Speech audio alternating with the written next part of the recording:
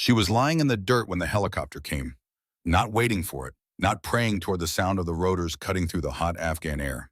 She was lying on her back with her left leg wrapped in a tourniquet. She had applied herself blood soaking through the field, dressing in a slow dark bloom, and she was talking into the radio with the calm voice of someone reading a weather report.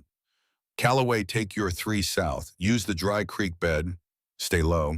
The ridge on your left is clear. They watched it for 11 minutes, and there's nothing moving up there. Go now while the smoke is still thick. Static, then Callaway's voice rough and breathless. Merritt, are you? I'm fine, go. She was not fine, but fine was not the point. The helicopter came in low over the ridge. She watched it descend without moving, without reaching up, without making herself any easier to find.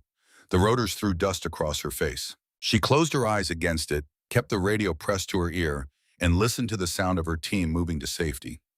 When the last of them confirmed extraction, she let out one slow breath through her nose. Then she set the radio down in the dirt beside her and looked up at the pale morning sky over Helmand Province. She was 26 years old. She had both hands free. That was what she had planned for. That was what everything had cost. 15 years later, on a quiet Tuesday morning in rural Virginia, a retired Rear Admiral named Raymond Holt would open an envelope with no return address and read a document that would unravel everything he thought he knew about that day, about that woman, about what she had done and why she had done it and what it had taken from her, sure. But that morning came later. First, you have to understand who she was before anyone else did. Sloan Merritt grew up in Billings, Montana, in a house at the end of a gravel road where the winters came early and the wind had nothing to slow it down for 300 miles in any direction. Her father, Gunnery Sergeant Dale Merritt, was a Marine, the real kind, the kind who didn't talk about it at dinner, but whose hands you could read like a map if you knew what you were looking at, the calluses, the way he always sat with his back to the wall, the way he paused before answering any question that actually mattered, like he was checking the perimeter of his own thoughts before speaking. He started teaching her to shoot when she was 11 years old. Not because he wanted her to be a warrior. He was very clear about that. Because he told her one afternoon at the back of their property, standing behind a rusted fence post with a Remington 700 propped against it, the world is not always going to offer you a choice about what your hands need to do. And if that moment comes, I want you to be ready. I want your hands to know what to do, even when your brain is too scared to think straight. She was a fast learner. By the time she was 14, she was outscoring him on long-range paper. He never made a fuss about it. He just adjusted the targets out another 100 yards and said again. She learned to read wind by watching the grass. She learned bullet drop from a notebook he kept in the drawer of his workbench, full of numbers and corrections and conditions written in his cramped, left-handed print. She learned that breathing was everything, that the trigger was not pulled, but pressed, that patience was not a virtue in this context, but a physical skill, something you built like a muscle, something that failed when you let it go untrained. She learned all of it. And then in November of 2004, a notification team knocked on the door of the house at the end of the gravel road in Billings, Montana, and told her mother that Gunnery Sergeant Dale Merritt had been killed in action in Fallujah, Iraq. Sloan was 21 years old.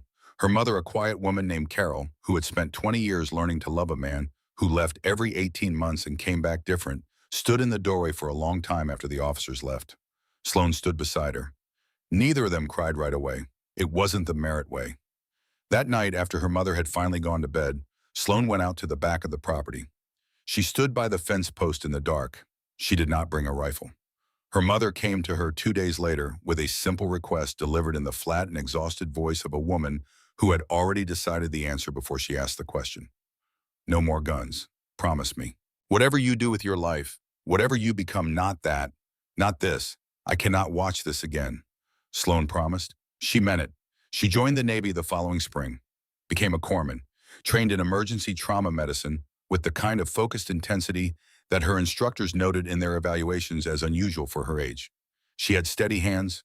She stayed calm when other trainees froze.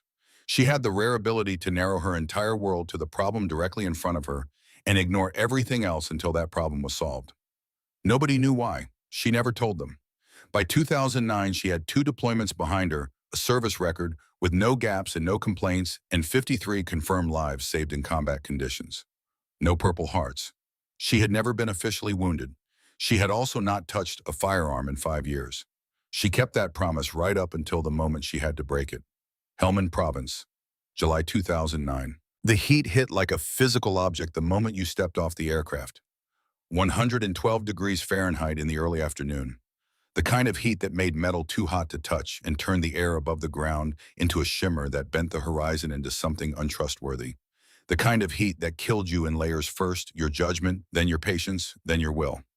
Operation Kanjar was in its third week, the largest Marine ground offensive since the initial invasion in 2001, sweeping through the Helmand River Valley in a coordinated push to disrupt Taliban logistics and deny them the poppy fields that funded half their operations. Thousands of troops on the ground, dozens of simultaneous operations running across a region the size of West Virginia. In the middle of all of that, a seven-man SEAL element from Devgru was moving through a dry valley 12 kilometers northeast of the town of Marja, assigned to locate and mark a suspected weapons cache before a Marine company moved in to clear it. Attached to the element for this rotation at the specific request of the Rear Admiral, conducting a command observation assessment of forward Devgru operations, was Navy Petty Officer Sloan Merritt. She had been transferred in 4 days earlier after their previous corpsman was medevaced with a fractured radius. She showed up at the forward operating base at 687 pounds of medical equipment on her back, a file that cleared every background check ever run on her, and the kind of face that made Petty Officer First Class Garrett Briggs look at Lieutenant Commander Brett Calloway and raise his eyebrows in a way that didn't require translation. Calloway ignored him. Sloan introduced herself to the team one by one. Firm handshake, direct eye contact. No attempt to fill the silence with explanation or apology for being what she was. She found a corner of the briefing room, sat down with her medical kit, and began a systematic inventory. Not because she needed to, she had inventoried it twice on the flight in, because she needed to see how these men reacted to a woman who didn't react to them. Chief Warrant Officer Marcus Dean watched her from across the room.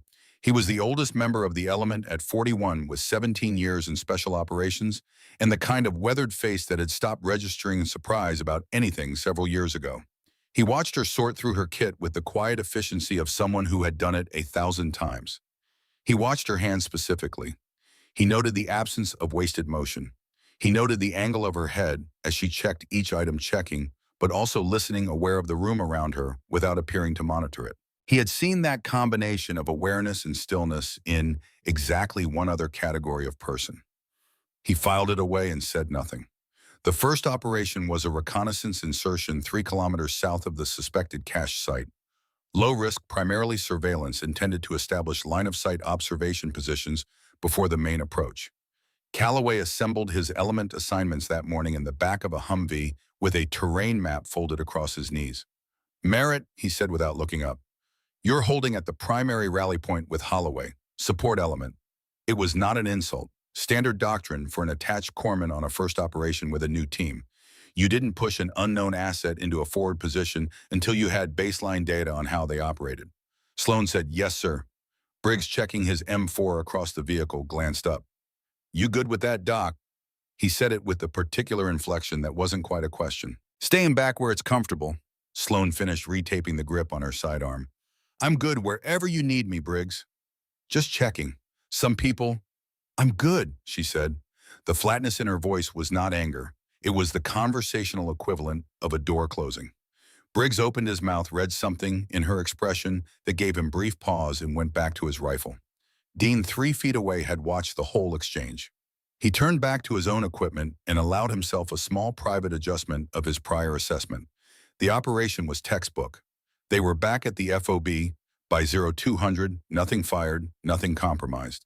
Sloan spent the duration at the rally point monitoring the radio, maintaining the medical station, running her inventory for a third time. When Calloway came back through the checkpoint, she handed him a written sitrep on the condition of all personnel. None injured. Holloway, showing early signs of dehydration, recommended extra fluids before the next operation. He took the paper, read it, looked at her for the first time as something other than a logistical variable. He didn't say anything, but he kept the paper. The second operation went 3 kilometers further north and included a narrow passage through a section of dried riverbed that funneled the team into single file for approximately 200 meters. Too linear, no lateral cover. The only thing you could do was move fast and trust your flanks. Calloway put Sloan at position 4 in the column. Not at the back, not at the rally point. Position 4, Briggs noticed. He saved his reaction for later when the team was eating in the briefing room and Calloway was on a call with command. "Interesting call today. Briggs said, not to anyone specifically. Putting the dock in the stack, Petty Officer Tucker Ashford, 24 years old and 18 months into his first deployment, looked up from his food. She did fine. She did nothing. That's the problem. She's a passenger in a stack. She's a liability. She kept pace, Dean said. Barely. Actually, Dean said, she was maintaining interval better than Holloway. Briggs set down his fork. Whose side are you on? The side of whoever does the job right. Dean picked up his coffee. You should try it. Sloan was at the far end of the table. She had heard every word. She ate her food and said nothing, and when she was done, she washed her own plate and went to check on the medical status of the team, which was required, and said nothing about the conversation, which was a choice. It was during the pre-operation equipment check for the third mission that Dean watched Sloan's hands for the first time with full attention. The team was running checks in the staging area. Dean's Barrett M82A1 was laid out on a table, 30 pounds of precision, engineering the rifle capable of reaching out 800 meters and beyond in the right hands. He had stepped away briefly to address a comms issue. When he came back, Sloan was standing near the table, not touching the rifle. Close. Then Holloway called to her about something, and she reached out to step around the table, and her left hand came down on the bipod leg to steady it as she passed an automatic gesture, the kind of thing you do without thinking when you are familiar with an object. And the hand that came down on that bipod adjusted its angle. Not by much, 3 degrees, maybe 4.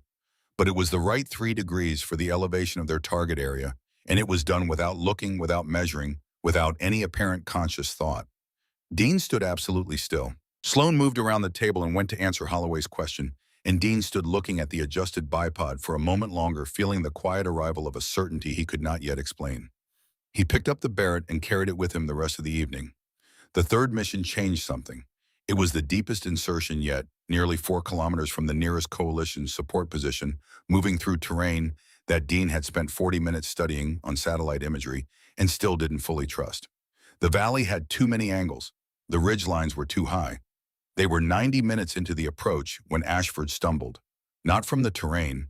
Something in his chest had gone wrong and his body had been compensating for it quietly for the last 40 minutes, and now it had run out of compensation. He went down on one knee, and Sloan was beside him before anyone else had processed what was happening. She put her hand on his neck first. Pulse check. Then she leaned in and looked at his face, the slight bluish cast to the skin around his lips, the shallow and asymmetrical breathing, the way his left side barely moved when he inhaled. Stop, she said quietly, and the column stopped. Calloway moved back. What is it? Tension pneumothorax. Air is trapped in his chest cavity. His left lung is being compressed. If we keep moving, he goes into cardiac arrest within 10 to 15 minutes. Briggs said he was fine an hour ago. He was compensating an hour ago. She pulled out a 14-gauge needle catheter. He's done compensating. I need 60 seconds and I need quiet. Calloway looked at the terrain around them, made a tactical calculation and said, You've got it. Briggs watched her work with the expression of a man recalculating something he had already decided. She found the second intercostal space at the mid-clavicular line without hesitation. The needle went in. There was an audible release of pressure. Ashford gasped, and then his breathing deepened and evened out, and the color began returning to his face. 45 seconds from diagnosis to stabilization. Dean crouched next to Sloan as she taped the needle in place. He kept his voice below the wind. How'd you catch that? His gait changed about 40 minutes ago. Slight lean to the left when he breathed. I've been watching it. For 40 minutes. I wanted to be sure. I didn't want to stop the mission over a hypothesis. Most medics would have pulled the plug at the first sign. I'm not most medics. She closed her kit. Tell Calloway. That evening in the briefing room, something had shifted. Not in anything anyone said, in the way they held themselves when she was in the room. The way Briggs no longer looked to Calloway for confirmation before accepting her presence in the space. The way Ashford, sitting with a bandage on his chest and better color in his face than he'd had all day, watched her move across the room with an expression that was simple and complete. She had pulled him back from something he hadn't even known was coming. He would not forget that. The night before the fourth mission, Dean found her sitting outside the wire at the edge of the compound, looking out at the dark hills. He sat down beside her, and for a while neither of them spoke. Your father was Marine Recon, he said. She was quiet for a moment. That's in my file. Not in your file. I know someone who served with him in the 90s. When I saw your name on the transfer order, I asked around. She kept her eyes on the ridgeline. He died in Fallujah, she said. November 2004. I know. Dean paused. He was a hell of a shot. That's what they said. She didn't answer. He teach you. The question sat between them for a long time. He taught me a lot of things, she finally said. Dean nodded slowly. You adjusted my bipod yesterday. Her jaw tightened. Just a fraction. I bumped it when I was walking by. I was just... Sloan, his voice was not unkind. I set the bipod myself that morning. I know exactly what angle it was at. What you set it to was the correct adjustment for our target elevation and distance. That's not a bump. That's a calculation. She said nothing. I'm not going to make it a thing, Dean said. I just want you to know that I see what I see. He stood, looked out at the same ridgeline she had been watching. Tomorrow is going to be different from the others. Be ready for things to change fast. He walked back inside. Sloan sat alone in the dark for another 20 minutes. Her hands rested on her knees. Still, the fourth mission launched at 0300. They moved through the valley in two-element formation. The valley was narrow, maybe 60 meters wide at its widest point, with walls of pale rock rising 30 to 40 feet on both sides. At night, with PVS-14 night vision devices, it became a green-lit maze of shadows and thermals. They were 2 kilometers in when the grid coordinates proved slightly off. Not dangerously, but the cache site was 40 meters further east than the imagery suggested, which meant their approach angle was wrong, which meant the covering position Dean had planned for Henderson was wrong, which meant they were adjusting on the fly in a valley that did not allow for adjustments. At 0547, Sloan heard something that did not belong. A displacement of rocks somewhere on the ridge to the northeast, the kind of sound a boot makes when it finds the wrong stone. She turned her head toward it, slowly leading with her ears before her eyes. She did not reach for anything. Then on the south ridge, she saw a heat signature through the thermal monocular on her kit. Not an animal, the shape was wrong. She keyed the radio. Callaway, we have eyes on the south ridge, at least 3, elevated position. They've been up there a while, they're settled in. Callaway's voice came back low and immediate. How long do you think? Long enough to know we were coming. 1 second of silence, then the RPG hit. It came from the north ridge, the south contacts were the backstop designed to prevent retreat.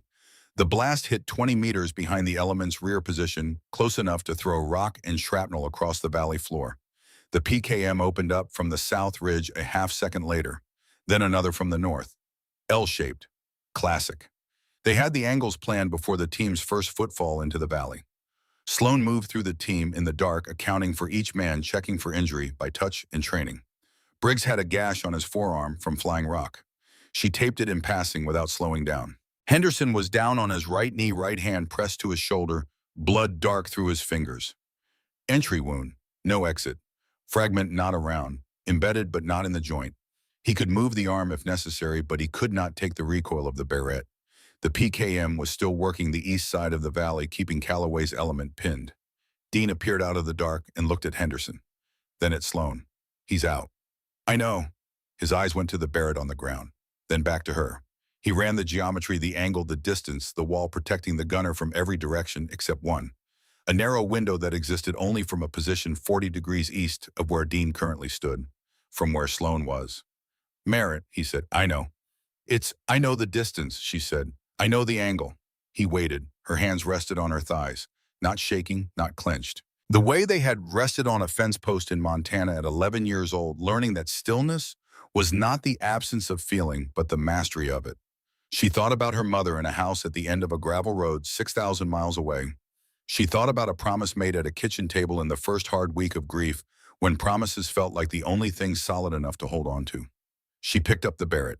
She dropped onto her stomach and found the bipod position and settled the stock against her shoulder in one fluid motion, and the motion had no hesitation in it, and Dean saw that and understood exactly what it meant about the 5 years she was supposed to have spent not doing this.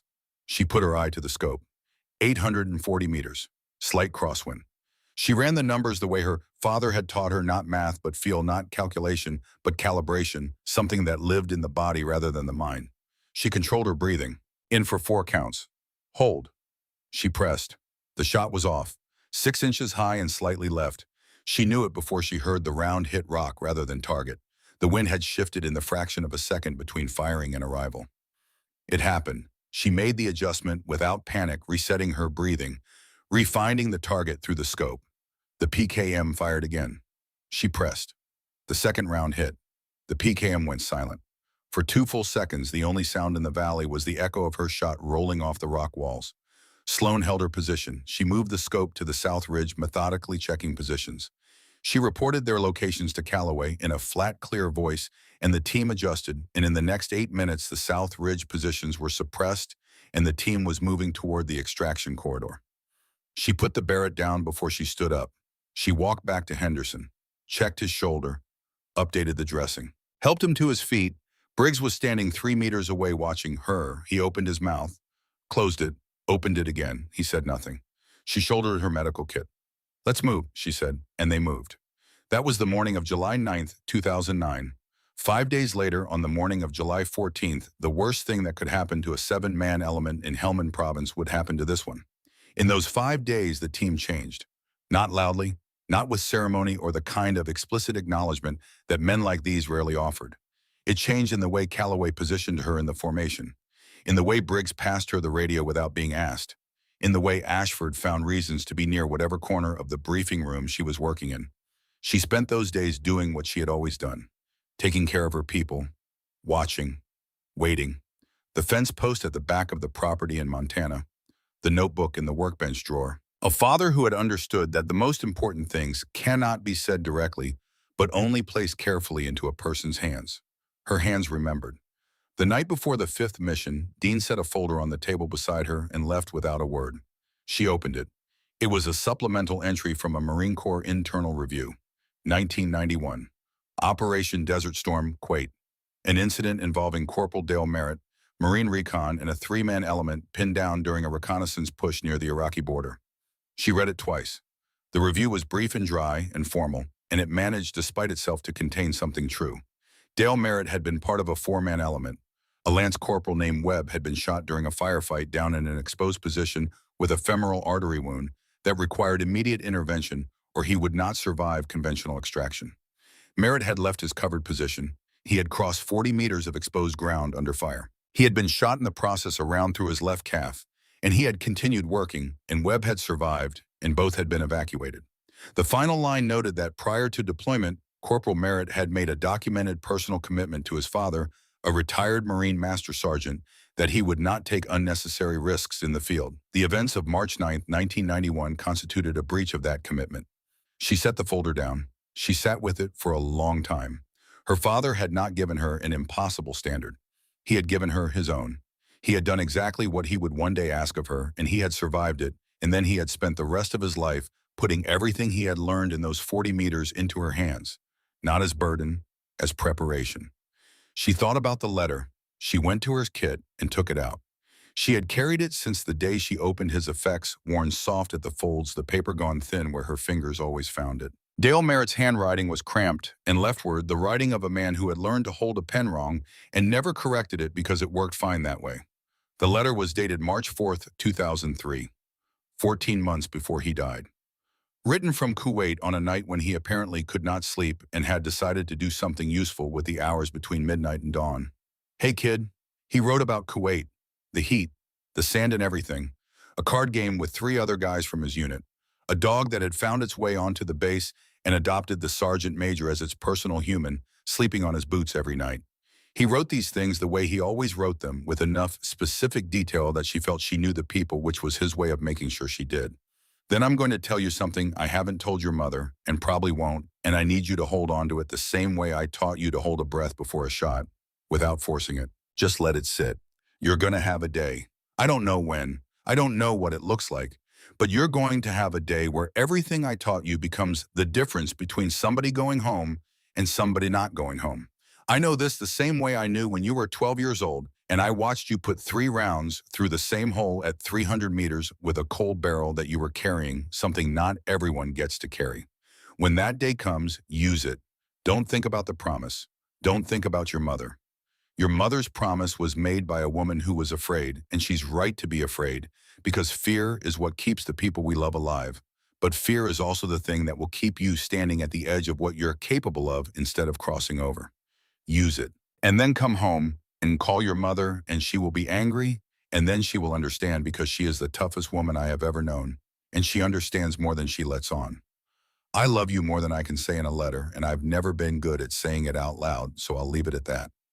Dad, at the very bottom in writing, slightly smaller and more deliberate, added, at a different moment on the same night. There's something else I've sealed with this letter. Small. Keep it safe. You'll know what it's for when you do. She folded the letter back along its worn creases and put it in the inner pocket of her jacket. She thought about the USB drive she had carried since the day she found it inside the watch that came home with his effects sealed in electrical tape the size of a thumbnail, the kind of thing you could carry for years before anyone noticed. She had not opened it. She had not been ready. She was beginning to understand that she would need to be. Outside, the compound was quiet. Someone was on radio watch. A generator hummed in the distance. The Helmand night was enormous and still full of the particular waiting quality that nights before operations always carried. Tomorrow was the day her father had written about. She could feel it the way she could feel weather coming in over the mountains at home. Not a thought, not a calculation, but a knowing that lived in the body before it arrived in the mind. She closed her eyes. She was ready. The briefing at 0500 on July 14th was shorter than usual.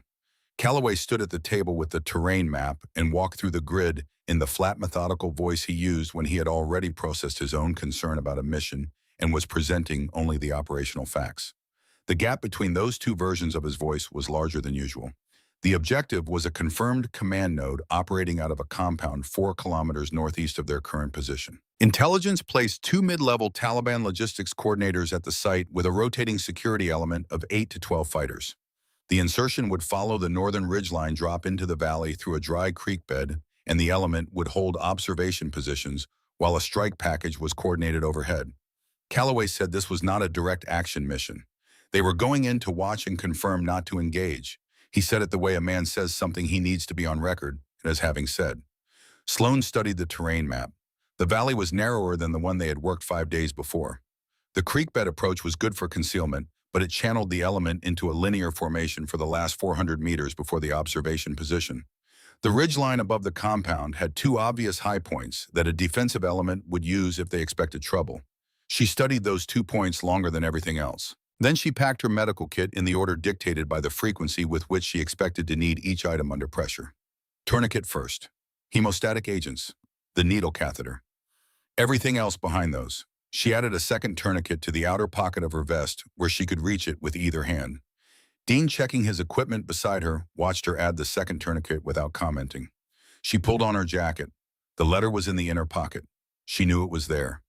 It was always there. At 0310 they moved out. The first 90 minutes were quiet. The ridgeline was hard-going in the dark, loose rock, underfoot temperature in the low 50s before the sun came up, the kind of cold that settled into your joints and made you slow if you let it. She did not let it. Position 4 in the column, behind Dean, ahead of Ashford. The Barrett was with Dean today, slung across his back.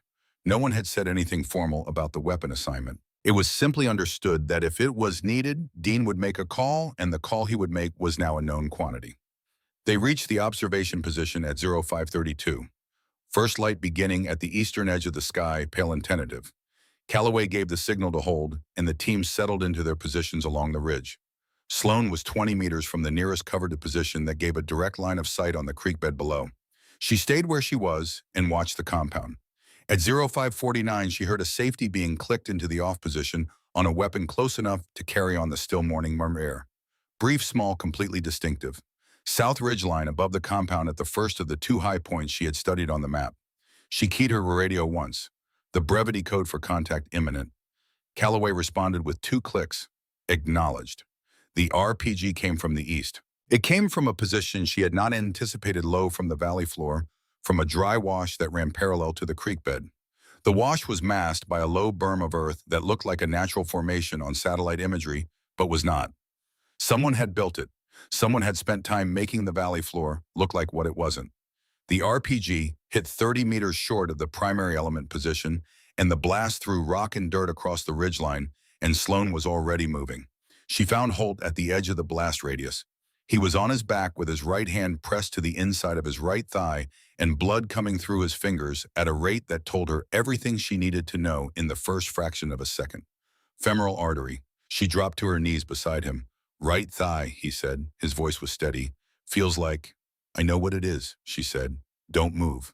Cat tourniquet out of the outer pocket before she finished speaking. She placed it high on the thigh, tightened, watched the bleeding, tightened again, not stopped yet. Another rotation on the windlass, the PKM opened up from the south ridge. The first burst went 6 feet over their position. The second burst walked toward them, and the rock next to her head took a round and threw chips across her face, and she did not stop working. She turned the windlass one more full rotation and locked it and looked at the wound and then looked at Holt's face. Pale, breathing shallow but controlled. Pupils equal, still present. "You're stable," she said. "Don't move anything." "Two shooters on the south ridge," he said. "PKM is behind the left wall of the first structure. One spotter at the second high point." "I know," she said. She looked at the PKM position. 270 meters below 600 meters laterally along the valley. She had the angle, the distance, the position of the wall, and the gap through which the gunner was firing. The gap was narrow. The shot required going through it rather than around it, a technical problem with a specific solution. Dean was 40 meters north in a half-covered position trying to acquire the PKM target. The angle from his position was wrong. The wall was protecting the gunner from everything Dean could reach. She could see him running the calculation and coming back to the same answer. She keyed the radio. "Dean, I need the Barrett." A pause, 20 meters of exposure between us. "I know. Fire support is 8 minutes out." She looked at Holt. 8 minutes on the tourniquet was fine. 8 minutes with a PKM working the position was not. Calloway's voice came from 20 meters east, pinned down. "I've got 2 men who can't move under that fire." She looked at the PKM position. She looked at the angle. She looked at the gap in the wall. Then she looked at the ground 3 meters to her left. The outcropping. Low, almost flat to the ridge, a shelf of rock maybe 4 feet wide and 2 feet above the ridgeline surface. From that position, the valley dropped away at precisely the right angle. The wall below would not protect the PKM gunner from a round coming from that shelf because the shelf was above and east of the gun in a way the gunner had not accounted for in his setup. He had accounted for everything from the valley floor. He had not accounted for the ridgeline above him being occupied. The gap was real. The shot was there. She understood now completely what she had understood partially when she studied the map at 500 that morning. She understood it the way you understand something that has been building in you for a long time and has finally arrived at the surface. The shelf was 3 meters away. Her left foot was not going to reach it with her.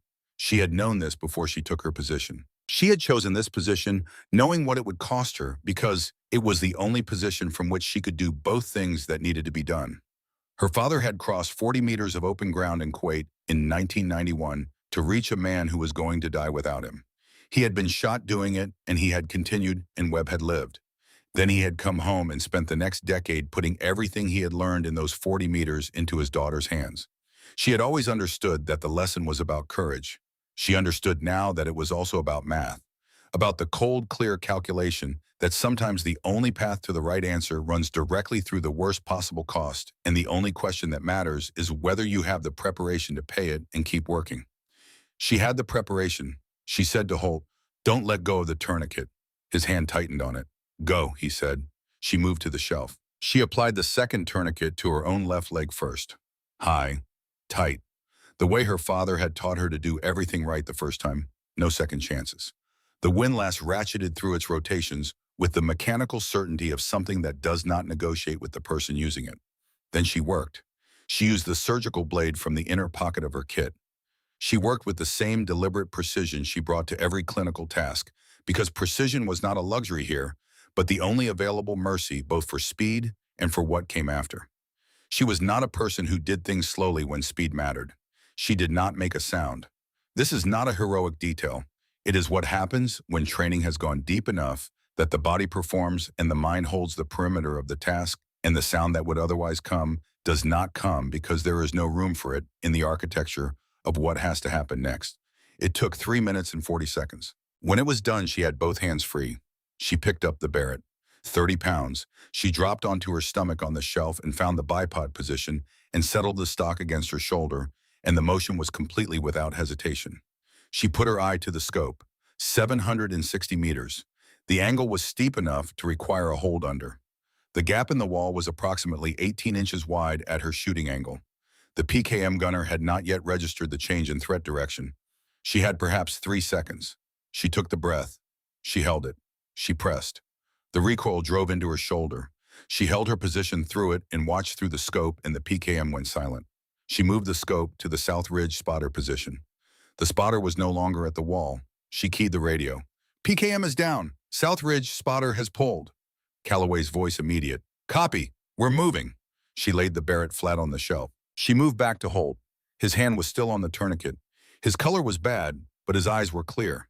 She got her hands on the wound and worked through a secondary assessment, confirming what the tourniquet had and had not addressed, checking for secondary damage below the arterial injury. She found none. The team maneuvered around her. The valley below went quiet. She kept her hands on Holt. The extraction was clean. The strike package arrived at the compound 11 minutes after contact ended, and the element was already moving north. Holt was ambulatory with support from Ashford on his left and Briggs on his right because the tourniquet had held, and she had determined that moving him was less dangerous than staying. She stayed close, monitored his pulse every 4 minutes, watched his color, his breathing, his gait. She talked to him because the conversation gave her continuous data on his cognitive status, and the data stayed consistent all the way to the extraction point. He spoke to her once, his voice directed only at her. That shot, he said, the PKM. Don't talk, save your energy. I know weapons positions. A pause. That shot shouldn't have been possible from where you were. She watched the ridgeline ahead. It was possible. 760, 760. He was quiet for a moment. One hand free, he said. You had one hand on me the whole time. She didn't answer. At the extraction point, Calloway stood beside her while they waited for the medevac. He had the expression of a man constructing a formal account of events from the raw material of what had actually happened, running the two versions against each other and finding significant divergence. He said, "Good work today, Merritt." It was the most he had ever offered. "Thank you, sir," she said. The medevac came in over the ridge, and Raymond Holt was loaded aboard, and Sloan stood at the edge of the landing zone and watched the helicopter rise into the pale morning sky. She stood there until the sound of the rotors faded. Then she allowed herself, finally, to sit down in the dirt. She sat in the dirt of Helmand Province in the early morning light, with her medical kit beside her, and the valley quiet behind her. And she looked at her hands, both of them resting on her knees, and thought about a gravel road in Montana and a fence post and an 11-year-old girl learning that the hands can carry what the mind is not yet ready to hold. She thought about her father writing in Kuwait at midnight, knowing. She thought about what he had trusted her with and why, and whether he had understood when he wrote the letter that the day he was describing might ask for something he could not have named even if he tried. She thought he probably had. She thought he had written the letter anyway. Dean found the problem 4 days later. He had been working through the operational timeline since the morning after the contact, pulling threads. The way he pulled all threads, quietly, methodically, without announcing what he was doing until he had something worth announcing. He had access through the FOB's intelligence system to the movement logs from the 48 hours preceding the operation, and he had been mapping them against the contact timeline. The pattern was there. The elements wrote, the specific approach corridor, the timing, the observation position on the ridgeline had been filed with the operations center 71 hours before the mission launched. Standard. The file was accessible to a defined set of people within the chain of command to the CIA liaison element attached to the FOB and to the intelligence section of the forward headquarters. The contact had included an ambush feature requiring advanced knowledge of that route. The dry wash position on the valley floor with its constructed earth berm had been prepared before dawn. Prepared meant time. Time meant someone had been in that valley with shovels and intent because they knew the route and the timing. They had known because someone had told them. Dean narrowed the access list to 9 names. Then he pulled the personnel records for the CIA liaison element at the FOB. One name appeared on both lists. Colonel Warren Pruitt, CIA operations officer, assigned as liaison to the forward element for the duration of Operation Conjar. The only member of the CIA liaison team with both the access level required to read the route filing and the direct communication capability to move information outside the coalition network. Dean sat with this for a long time. He documented. He built the structure of the evidence with the same patience with which he had spent 17 years building everything else. When the structure was complete, he took it to Calloway. Calloway made 3 phone calls through channels that did not involve the FOB's primary communications infrastructure. The calls confirmed enough to establish that Pruitt had a history of operating in the gray spaces of intelligence work that left trails visible only to people specifically looking for them, and that at least 2 other incidents in the preceding 18 months had involved operational compromises attributed by formal review to other causes. Calloway looked at Dean across the table. This goes up through channels I trust personally. Nothing through Pruitt's network. Agreed. This takes more time than we have here. When we rotate out, it comes with us. It came with them. And it moved through the channels Calloway trusted, and it was received and documented and filed in the way that significant things are sometimes filed when the person they implicate is connected enough to make the formal process move at the speed of institution rather than the speed of urgency. In 2009, Warren Pruitt was a CIA operations officer. In 2012, he was a senior advisor. In 2016, he was deputy assistant director. In 2024, 15 years after a dry wash in Helmand Province, he was before a Senate committee being considered for the position of Deputy Director of National Intelligence. Calloway's file was still in the system. The system had not yet done anything with it. Before Dean's team rotated out, he found Sloan in the medical bay and gave her one final thing. He set a small evidence bag on the table. Inside was a USB drive, smaller than she expected, sealed with tape, the label written in her father's left-handed print. It came through official channels with his personal effects analysis, Dean said. A copy. The original was forwarded to your mother in 2004. You told me you had it. She looked at the PA for a long moment.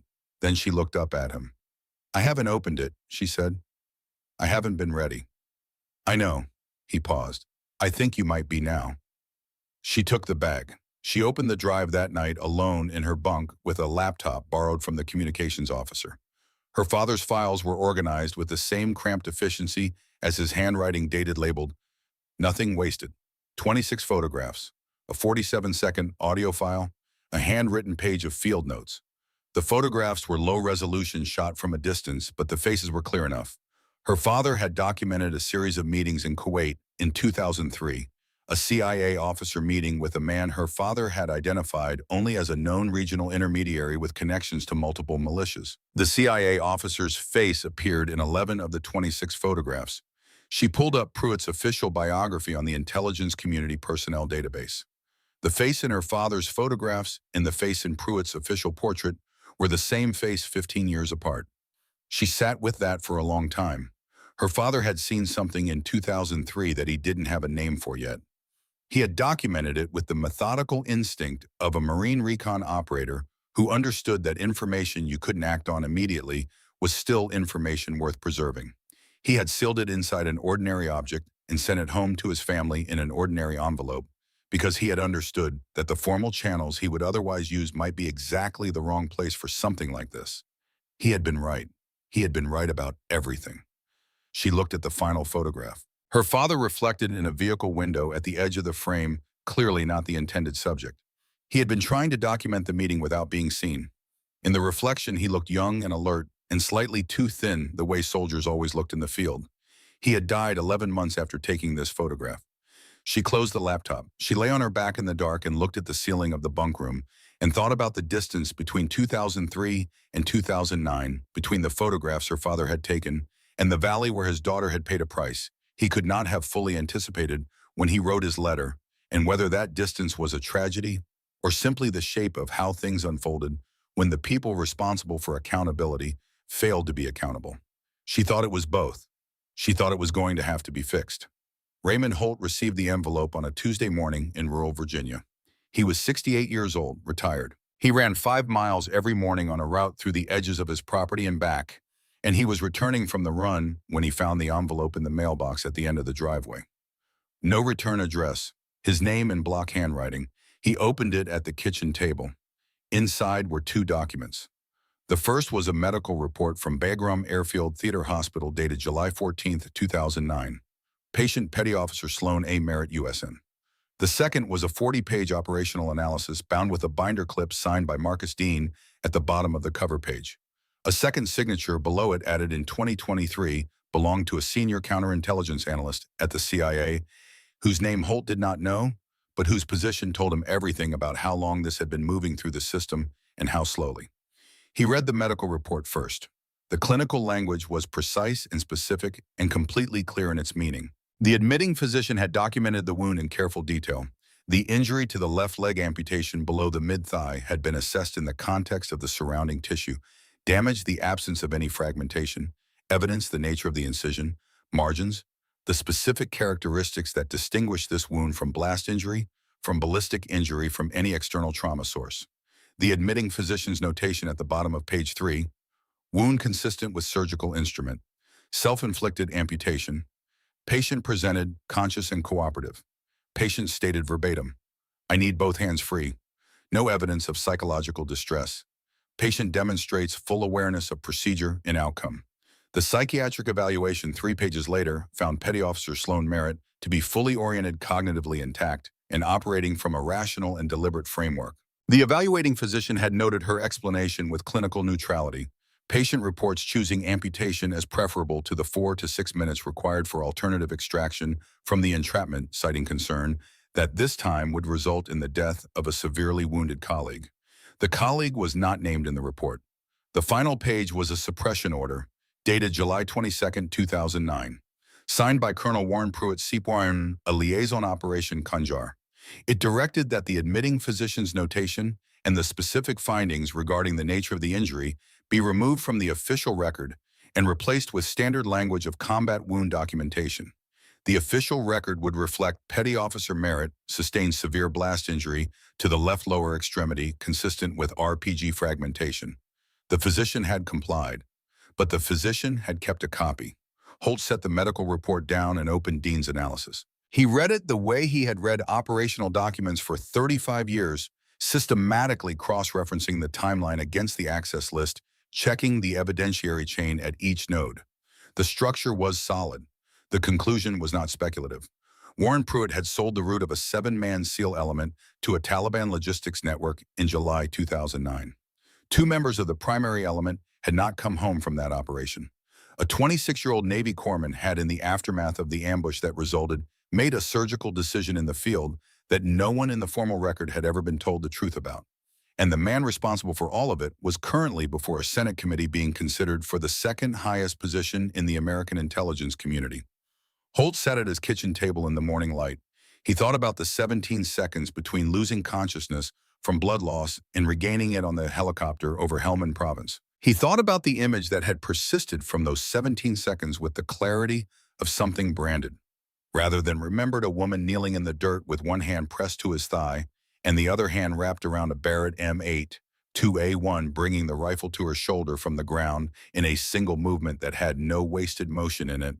None at all. He had tried to find her. In the months after his recovery, he had tried through every formal channel available to a man of his rank, and the channels had given him a service record that was clean and complete and contained nothing he did not already know and nothing about the nature of her injury or the circumstances surrounding it.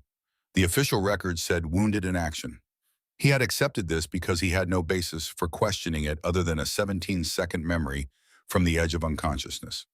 He had a basis now. He also had underneath Dean's analysis one final item. A USB drive, small and ordinary, with a handwritten label.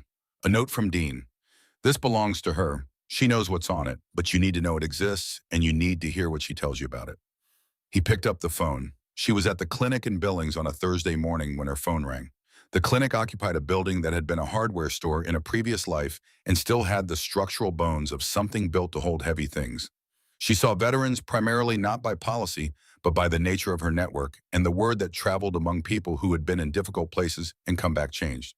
She was finishing a dressing change on a former Army Ranger named Callahan when the call came through. Virginia area code. Not familiar. She let it go to voicemail. When Callahan left, she listened to the message. Holt's voice was measured and careful, the voice of someone who had spent decades choosing words because careless words had consequences. He said his name. He said he had received documents he needed to discuss with her. He said he would come to her if she was willing, and that he understood if she was not. She sat in the empty clinic for a few minutes.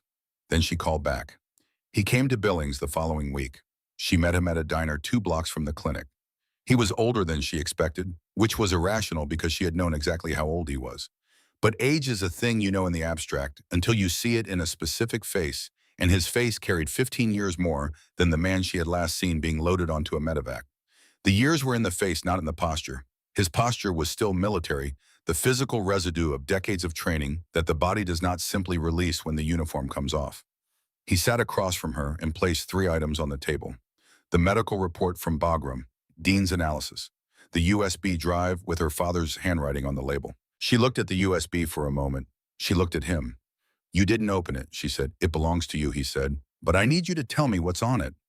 She told him. She told him about the photographs, 26 of them taken in Kuwait in 2003 by a Marine recon operator who had seen something that didn't match its stated architecture and had documented it with the instinct of someone who understood that information worth keeping was information worth hiding well. She told him about the audio file, 47 seconds of a voice she had confirmed through comparison with later public recordings was Pruitt's. She told him about the field notes her father had written in his cramped left-handed print, detailing dates and locations and descriptions of a pattern he didn't yet have a name for. She told him what the cross-reference with Pruitt's deployment history produced. Holt was very still throughout. "He didn't know the name in 2003, she said. "He knew there was a pattern. He knew it was worth preserving. He was dead 11 months later. And you've had this since 2018. My mother passed that year. I found the watch when I was going through her things." She paused. "I've been watching Pruitt's career since Dean sent me his analysis in 2012, waiting for the right moment and the right person." Holt looked at the USB. "The right person," he said. 35 years of service, former DevGru commander, a rank and a record, and the kind of institutional weight that moves things that don't otherwise move." She looked at him steadily. "I couldn't go to a committee anonymously with a dead Marine's photographs in a 47-second audio file. It would have been buried in a week. I needed someone who couldn't be buried." He understood. "This is going to cost you something," she said. "Yes," he said.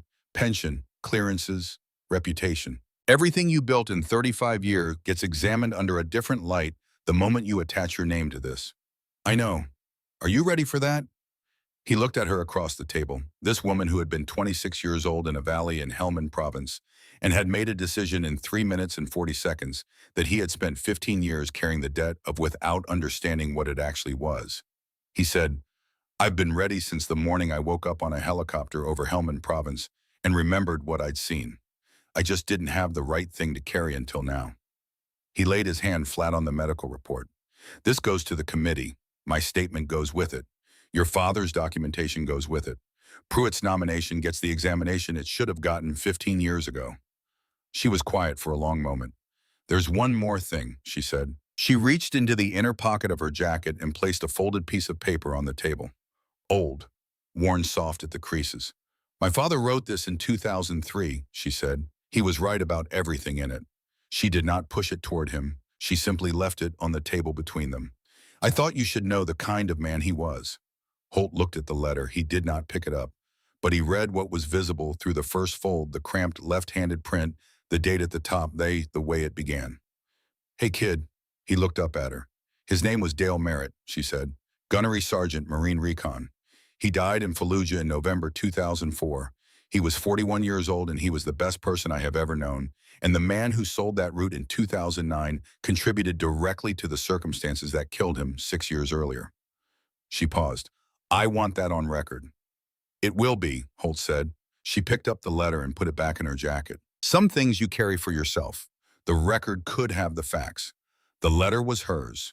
The Senate committee received Holt's statement and accompanying documentation on a Monday morning in October. By Wednesday, the confirmation vote for Warren Pruitt's nomination as Deputy Director of National Intelligence had been postponed pending review. By the following Monday, the Department of Justice had announced a formal investigation. Pruitt appeared before cameras on a Tuesday afternoon and denied everything in the specific and precise language of a man whose lawyers had been preparing that denial for some time. He was calm. He was credible. He called it a politically motivated attack by a disgruntled former officer and a woman with a personal agenda. He could not explain the wire transfers.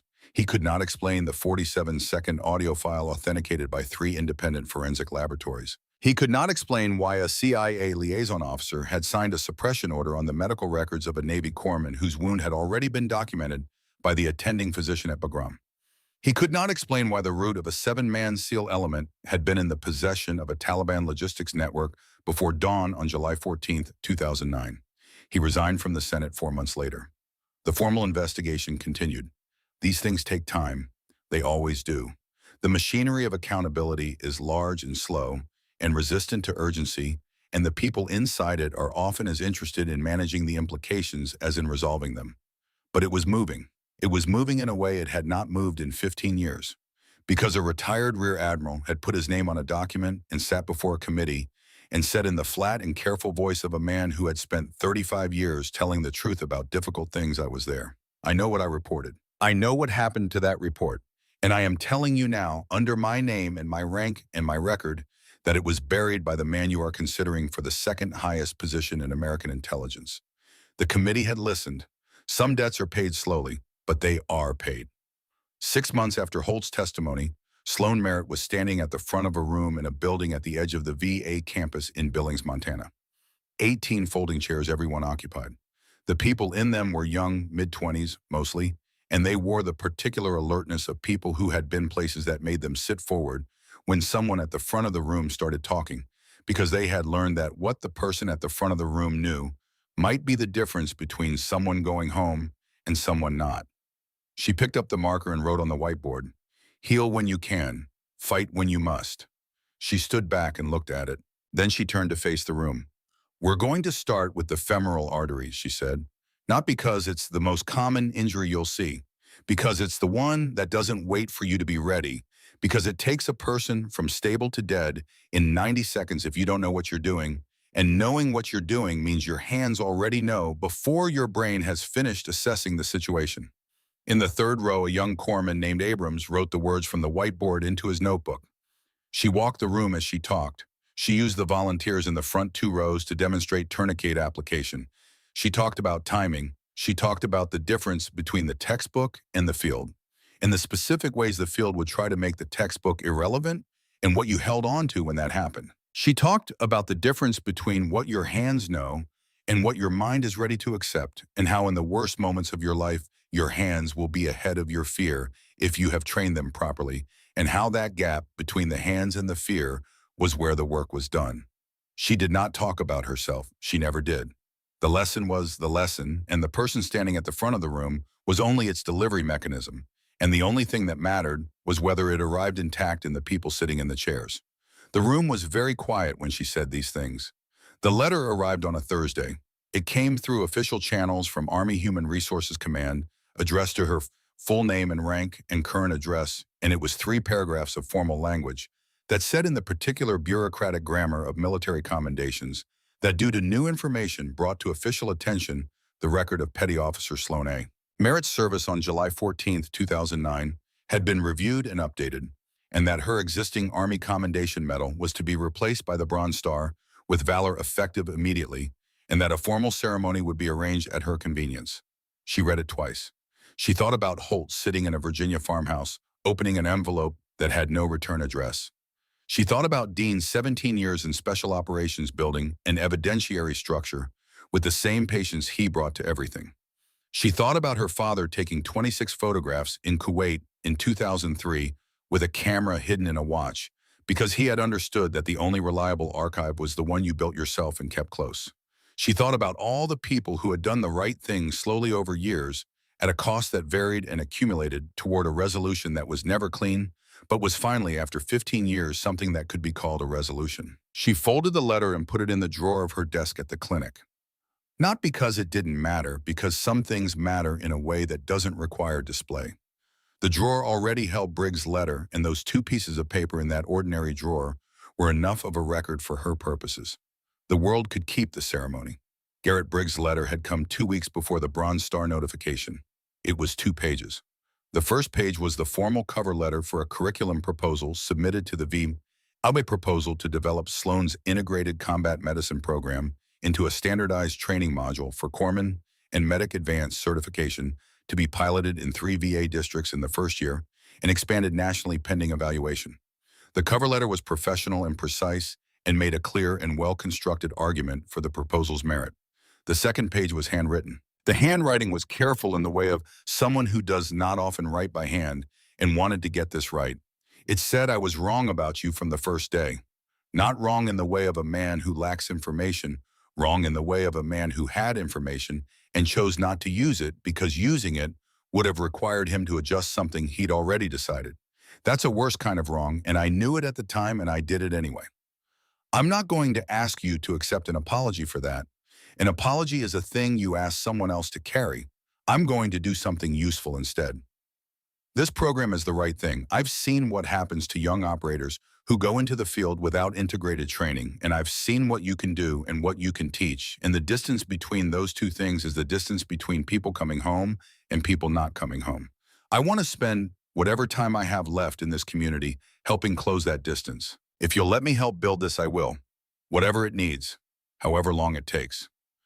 Briggs, she had read it the morning it arrived, standing at the clinic window, with her coffee going cold in her hand, and she had thought about a man who had said nothing in a valley when she had earned the right to hear something, and who had spent the intervening years, she did not know how many. She did not know what the years had cost him internally, arriving at the only apology worth anything. She had called him that afternoon. I got your letter, she said, a pause. And yes, she said, come help build it. He was there the following Monday.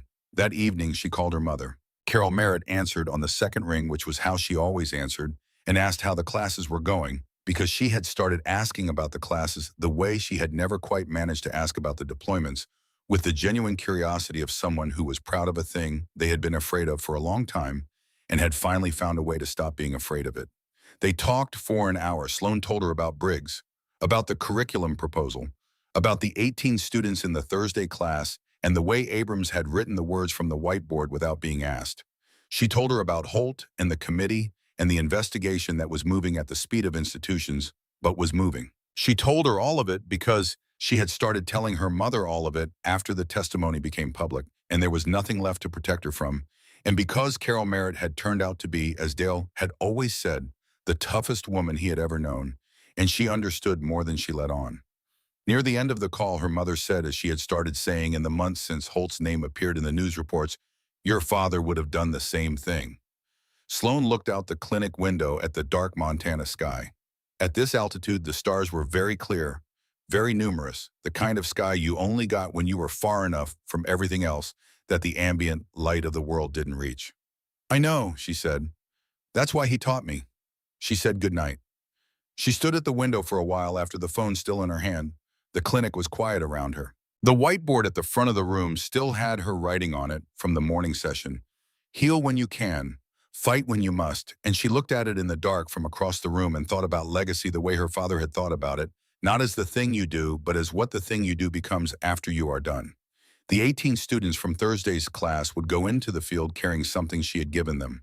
They would give it to the people they saved. Those people would go home because of it. Some of those people would be fathers. Some of them would have daughters they would teach things to carefully over years, putting knowledge into small hands, with the understanding that the hands would know what to do when the moment arrived, even if the mind was not yet ready. That was the chain. That was how it worked. Not in the formal record, not in the certificates in the drawer, but in the accumulation of prepared hands moving through the world doing the work. She turned from the window. On her desk was a folder, the briefing package for a consultation Callaway had requested through a mutual contact, involving a training assessment for a forward medical element deploying in the spring. She would read it in the morning. She would bring Briggs into the conversation by the end of the week. There was work to do, as there was always work to do, and the work was where the meaning lived, not in the finished products of it, but in the doing. She turned off the clinic light. She locked the front door. She walked to her truck in the parking lot under the Montana stars. Her blade prosthetic was quiet on the asphalt, her stride even, and unhurried the walk of someone who had stopped thinking about the walking and was simply moving the way you stop thinking about breathing once you trust your body to manage it. She drove home on the road that ran along the edge of the valley with the mountains visible to the west, the last light gone from their peaks.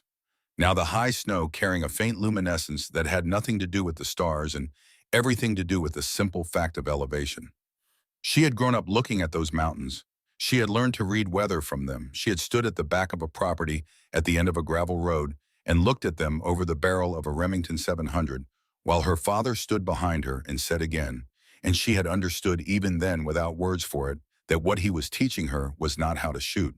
He was teaching her how to stay, how to hold your position when everything in you wants to move, how to keep your hands steady on the thing that matters most when the thing that matters most is the hardest thing in the room to hold on to. How to absorb the cost of a decision and keep working, because the decision and the work are two different things, and only one of them is finished when you make the choice. She had learned it. She had used it. She was still using it. She pulled into the driveway of her house, small on the east side of Billings, close enough to the clinic that she could walk when the weather allowed, and sat in the truck for a moment after turning off the engine, looking at the dark front of the house. She thought about her father's letter. She thought about the sentence near the end, and then come home and call your mother, and she will be angry, and then she will understand because she is the toughest woman I have ever known. He had been right. Her mother had been angry, and then she had understood. And then slowly over the years, since the testimony became public, and the story became something Carol Merritt could hold as something other than loss, she had become something Sloan had not fully anticipated and could not have predicted when she was 26 years old, making a decision in a field with a surgical blade and a tourniquet and 47 seconds left to act. She had become proud, not in the flag on the coffin way, not in the ceremony way, in the private and daily way of a woman who looks at her daughter across a phone call and understands finally and completely what her husband had known all along, that the thing he had put in their daughter's hands was not a burden and not a weapon and not an inheritance of grief. It was a way of being in the world that made the world better for the people in it, and that was enough. That was more than enough. That was everything. Sloan got out of the truck. She went inside. She made tea in the kitchen and stood at the counter while it steeped, and she did not look at her earphone, and she did not turn on the television, and she did not fill the quiet with anything other than itself, because the quiet was where she did her clearest thinking, and she had always needed more of it than most people understood. She thought about the briefing folder on her desk. She thought about Briggs showing up Monday with a notebook and a willingness to work that was, she had come to understand in the months since, the most genuine thing he had ever offered her. More genuine than the letter even, because the letter was one moment and the showing up was every day since, and every day since was harder and more honest than any single moment could be.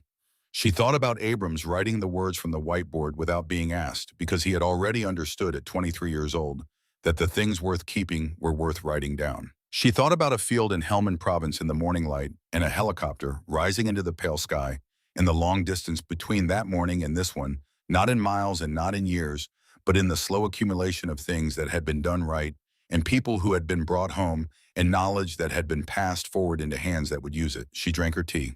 She rinsed the cup. She went to bed. Outside, the Montana night settled into its full and enormous quiet, the stars doing what stars do over high country in October, which is simply being present in the darkness without requiring anything in return. The mountains were out there in the dark, the same mountains. They had always been patient and indifferent, impermanent, in the way that the things that outlast us are always patient and indifferent, impermanent. Her hands rested on the blanket. In the morning there would be work. There was always work. She had been taught to be ready for it. She was.